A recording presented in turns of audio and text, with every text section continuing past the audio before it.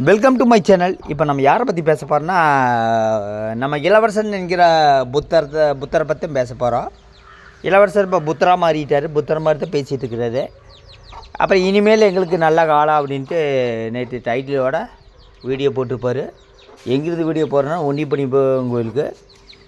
இவர் சாமி உங்களுக்கு ஒரு வியாபாரம் தான், ஆன்மீகங்கிறது வியாபாரம் தான். அப்புறம் சாமி கோயிலுக்கு போயிட்டு வந்து எங்களுக்கு மனசு திருப்தியாக இருக்குதுங்க. ஆனால் ஒரு மாதம் நான் நல்லா தப்பு பண்ணிக்குவேங்க.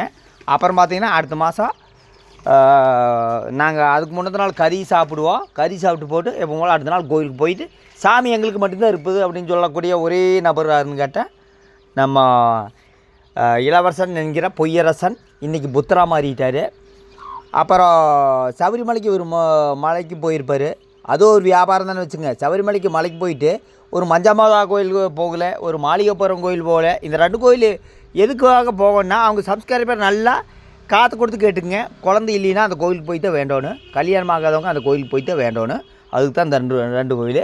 நம்ம இளவரசன் என்கிற பொய்யரசன் வந்து அந்த கோயிலுக்கு சபரிமலை கோயிலுக்கு போயிட்டு வீடியோ எடுத்துகிட்டே தான் போகிறார். சாப்பாட்டை பற்றியே தான் பேசிட்டு போகிறாரு. அப்புறம் பார்த்திங்கன்னா நேராக கட்டு நடிச்சோன்னா நேராக வண்டி ஓடிடுறாரு. அந்த நெய் சாப்பிட்றதா அதெல்லாம் கிடையாது. அது எந்த குருசாமி சொல்லி கொடுத்தாங்கன்னு எனக்கு தெரியல. அப்புறம் பார்த்திங்கன்னா ஒண்டிமணிப்பன் கோயிலில் போய் இனிமேல் எங்களுக்கு நல்ல காலம்னு வேண்டாரு. அப்புறம் பார்த்திங்கன்னா ஆப்போசிட்டில் பூ கடைக்கு போகும்போது பூ வாங்குறாரு. பின்னாடி பார்த்திங்கன்னா அந்த குழந்த ஓடிடுது. அதாவது யாராச்சும் கொஞ்சம் நேரம் பார்க்காம விட்டுருந்தா நிலைமை என்ன ஆகிருக்கும். இவங்களுக்கு வீடியோக்கு வருமானத்துக்கு வேண்டி அந்த குழந்தை யூஸ் பண்ணிகிட்டு இருக்கிறாங்க. நல்லா அந்த குழந்தைக்கு நல்லா நாலேஜ் இருக்குது. வருமானத்துக்கு வேண்டி கணவன் மனைவி உட்காந்துட்டு யூஸ் பண்ணிகிட்டு இருக்கிறாங்க. அந்த குழந்தை கொஞ்சம் நேரத்தில் இந்த யாரெல்லாம் பார்க்க முட்டா எப்படி இருக்குங்க. இவர் அப்படியே உடனே கத்துறாரு. இதுவும் கூட அறிவில்லையானே. இவருக்கு ரொம்ப அறிவு இருக்குது. அது கணவன் மனைவி அந்த குழந்தைய எதுக்காக யூஸ் பண்ணுறாங்கன்னா வியாபாரத்துக்காக. ஒரு இவங்க யூடியூப் சேனல் வியாபாரத்துக்காக. அந்த குழந்தைக்கு என்னன்னே தெரியாது. மொத்தத்தில் அவர் என்ன சொல்கிறாருன்னா, உங்கள் வீட்டில் வந்துங்க ஏதோ ஒரு சாமி கும்பிடுங்க.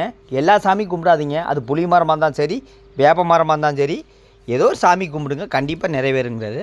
ஆனால் இவரோட 2025 செயல்பாடு எடுத்துட்டிங்கன்னா கணவனை உட்காந்துட்டு அடுத்தவங்களை ஏமாற்றிட்டு ட்ராமா போட்டு அப்புறம் இதுங்க நைட்டி வியாபாரம் இப்போ என்னாச்சுன்னு தெரியல. ஏன்னா 150 ரூபாய்க்கு வாங்கி 450 ரூபாய்க்கு விற்றாங்க. அப்புறம் பார்த்திங்கன்னா எந்த ஒரு மூலதனம் இல்லாமல் இந்த மருந்து எந்த மருந்துன்னு கேட்குறீங்களா, இந்த மது குடித்தா தமிழகமே திருந்திடும். இந்த மருந்து சாப்பிட்டிங்கன்னா அந்த மருந்து 1000 ரூபாய்க்கு வாங்கிட்டு தமிழகமே திருந்திடும் இல்லைங்க. அந்த மருந்துங்க தமிழகம் திருந்தின்னு இவர் அப்படி சொல்லுவார். ஆனால் இப்போ இந்த பிரசாதம் கொண்டே கொடுக்குறாருங்க. அதை பேசுறதுக்கு மறந்துட்டு, அந்த பிரசாதம் சபரிமலைக்கு போயிட்டு வந்தால் முதல்ல செய்ய வேண்டிய வேலை அந்த பிரசாதம் கொண்டே கொடுக்கணும். இவர் 13 நாள் எங்கே போனார்னு கேட்டால் ஜப்பான், டோக்கியோ, நியூசிலாந்து, ஆஸ்திரேலியா போயிருப்பார். எங்களுக்கு கடுமையான வேலைங்க. அவங்க சப்ஸ்கிரைபர் நம்பிட்டு இருப்பாங்க.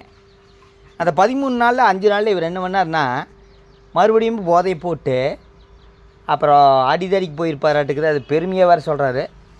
அப்புறம் பஞ்சாயத்துக்கு வேறு போயிருப்பாராட்டுக்குது. பஞ்சாயத்து தலைவராட்டுக்குது. யாராச்சும் பிரச்சனைனா இவரை கூப்பிட்டா போகுது, அடிதடி பின்னி எடுத்துருவாருன்னு நினைக்கிறேன். அப்புறம் அந்த மறுபடியும் போதை போட்டு அப்புறம் போய் ஹாஸ்பிட்டல் அட்மிட் ஆனார். அப்புறம் என்ன சொல்கிறாருன்னா குளிர் காய்ச்சலுங்கிறாரு.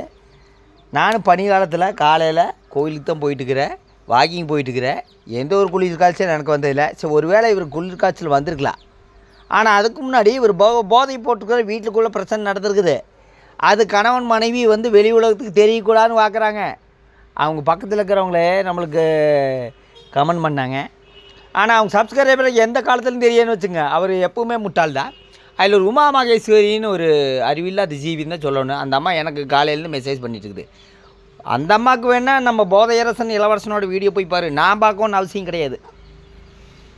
அதாவது இவர் அந்த மருந்தை வந்து இப்போ ஒரு குடியிலேருந்து திருந்துறவராக இருந்தால் அந்த மருந்து சேல்ஸ் பண்ணலாம். இவர் அப்பப்போ அந்த போதை போட்டு மறுபடியும் அந்த மருந்து சேல்ஸ் பண்ணுறாங்கன்னா கணவன் மனைவி அப்புறம் மக்களை ஏமாற்றிடுறாங்க. இவங்களுக்கு பொற்காலமானு காட்டா இவங்களுக்கு சோதனையான காலம் தான் நான் சொல்லணும். என்ன காரணம்னா, பொதுவாக நம்ம கோயிலுக்கு போனால் அந்த கோயிலை விமர்சிக்கவே கூடாது. இவர் ராமேஸ்வரத்துக்கு போய் என்ன சொல்கிறாரு, சேத்து தண்ணி மாதிரி இருக்குது. அவர் கடல் நீரை புனித நீர் சேத்து தண்ணிங்கிறாரு. அங்கே இருக்கிறது சிவன் தான், அவினாசியில் இருக்கிறது சிவன் தான். அப்புறம் எதுக்கு இங்கே வந்துக்கிறேன்னு சொல்கிறாரு. அப்புறம் அந்த கோயிலை என்ன சொல்கிறாருன்னா, அங்கே சிவன் இருக்குதா பெருமாள் இருக்குதா அதுவும் கூட எந்த காலத்துலையுமே ஒரு நாலேஜ் இல்லாத பர்சன் தான் நம்ம இளவரசன் என்கிற பொய்யரசன். ஆனால் இவருக்கு காயத்ரி மாரி முதல் கல்யாணமானு கேட்டால் அதுதான் கிடையாது, 2வது கல்யாணம். அது எந்த இடத்துல அப்படி சொல்ல மாட்டாருங்க. சொல்லுங்க பார்க்கலாம். எனக்கு 2வது கல்யாணம் தான். இன்ஸ்டாகிராமில் ஒரு ஃபோட்டோ போட்டிருந்தார் ஒரு பையன் வச்சுட்டு. உங்களை மாதிரி இருக்குங்க யாருக்குன்னு கேட்டார். அது கொஞ்சம் கூடி கூச்சம் இல்லாமல் பொய்ய பேசிட்டார். எங்கள் அக்கா பையன்ட்டார். அந்த அக்காவை காட்ட சொல்லுங்க பார்க்கலாம். உழைக்காம உட்காந்துட்டு மக்களை ஏமாற்றிட்டு ட்ராமா போட்டு இவங்களுக்கு நல்ல காலம் பிறக்குன்னு கேட்டால் கண்டிப்பாக பிறக்காது. கஷ்டப்படுறவங்களுக்கு தான் நல்ல காலம் பிறக்கு. இந்த மாதிரி எந்த வேலை வெட்டிக்கும் போகாமல் உட்காந்துட்டு யூடியூப்பே கதின்னு உட்காந்துட்டு இருக்கிறவங்களுக்கு சோதனையான காலம்தான். சோதனையான காலம் தான் நான் சொல்லுவேன். ஏன்னா கஷ்டப்படுறவங்களுக்கு தான். அப்புறம் இவங்க அம்மா வாய்களையே பேசுங்க. அவங்க அம்மா ஒரு ஆன்மீக பக்தர் தான். ஆனால் பையன் என்ன தப்பு பண்ணாலும் அதுக்கு ஒரு அட்வைஸ் எல்லாம் வந்து ஒரு வீடியோவாக வெளியிடாதுங்க. அப்புறம் பையனுக்கு யாராச்சும் எதிர் கமெண்ட் பண்ணால் அவங்க அம்மா பொங்குங்க. பையன் ராமேஸ்வரத்தை பற்றி அன்றைக்கி தரக்குறைவாக பேசினாங்க. சேத்து தண்ணிங்கிறாரு, இங்கே இருக்கிறது சிவன், இந்த கோயிலுக்கு எதுக்கு வரீங்க அப்படிங்கிறாரு. அங்கே போய் வீடியோ எடுக்கிறத இவர் போய்க்கிறாரு, சாமி கும்பிடல. ஆனால் அவங்க அம்மா அதை பற்றி ஒன்றும் சொல்லலை. அவங்க தங்கை சேனலுக்காராக கமெண்ட் பண்ணதுக்கு அவங்க அம்மா சீறி பாஞ்சாங்க. பையத்தரை தப்பு பண்ணுறாங்க. எதே ஒரு இடத்துல வீடியோவாக போட்டாங்களா அவங்க அம்மா எந்த இடத்துலையும் போட்டிருக்க மாட்டாங்க. அப்புறம் இளவரசர் புத்தர் மாதிரி சொல்லியிருப்பாருங்க, நாங்கள் என்ன தப்பு பண்ணாலுமே நான் ஒண்டிமணிப்போம் கோயிலுக்கு போய் தேங்காய் உடைச்சா எங்களுக்கு சாமி எங்கள் கூட வருவார், எங்களுக்கு நல்ல காலம் பிறக்குன்ட்டு அடிக்கடி வீடியோ போடுவார்னு வச்சுங்க. அந்த பையன் நேற்று ரோட்டில் பின்னாடியே ஓடிடுறாங்க. அவங்க பையன் அவங்க 2 பேர் வந்து யாராவது ஒரு நாள் கேர்லெஸ் மிஸ்டேக் வந்து என்ன நினைக்கிறதுங்க. அப்புறம் காயத்ரி அம்மையார் மாதிரி ஒரு சோம்பேறி மனைவியை நீங்கள் எங்கேயுமே பார்க்க முடியாது. ஐசியூலேருந்து வர மாதிரி ஆக்ட் பண்ணியிருப்பாங்க, காதில் என்னமோ வச்சுட்டு. அப்புறம் பார்த்தீங்கன்னா அடுத்த நாள் பார்த்தீங்கன்னா கறி, பேல்பூரி, பானிபூரி. பார்த்துங்க, இதுதான் இவங்களோட கடினமான உழைப்பு. அப்புறம் இளவரசனோட சேனலுக்கு 100K ஒரு வீடியோ வரக்கு ஒரு 6 மாதம் ஆகணும், 7 மாதம் ஆகணும். அப்புறம் குறிப்பாக நான் சொல்கிறேங்க, நீங்கள் வணக்கங்கண்ணுன்னு ஒரு சேனல் பார்த்துருப்பீங்க, கொங்கு பாஷை. அவர் என்னோடய ஆர்வம் நண்பர் தான். நான் நினச்சிருந்தா அவர்கிட்ட வீடியோ போட சொல்லி ப்ரமோஷன் பண்ணுறதுக்கு 2 செகண்ட் ஆகும். அதை நான் பண்ண மாட்டேன். யூடியூப்பில் கஷ்டப்படுறேன்னு சொல்கிறேங்க. யூடியூப்பில் அவர் தான் கஷ்டப்பட்டுக்கிறார். என்னோடய ஆர்வம் நண்பர் ஹரிஹர சுதான்னு சொல்லிட்டு வணக்கங்கண்ணு. இன்றைக்கி அவர் தான் ஒரிஜினல் கொங்கு பாஷை. அப்புறம் இந்தியா குட்டின்னு ஒரு சேனலுங்க, அதெல்லாம் பார்த்திங்கன்னா 100K 200K 300K. ஆனால் நம்ம இளவரசனோட சேனலில் கொங்கு பாஷைன்ட்டு அவங்க அறிவில்லாத சப்ஸ்கிரைபர் நினச்சிட்டு இருக்கிறாங்க. ஒரிஜினல் கொங்கு பாஷை சேனல் தெரியுங்களா? வணக்கங்கண்ணு சேனல் நீங்கள் போய் பாருங்கள். என்னோடய ஆர்வம் நண்பர் தான்.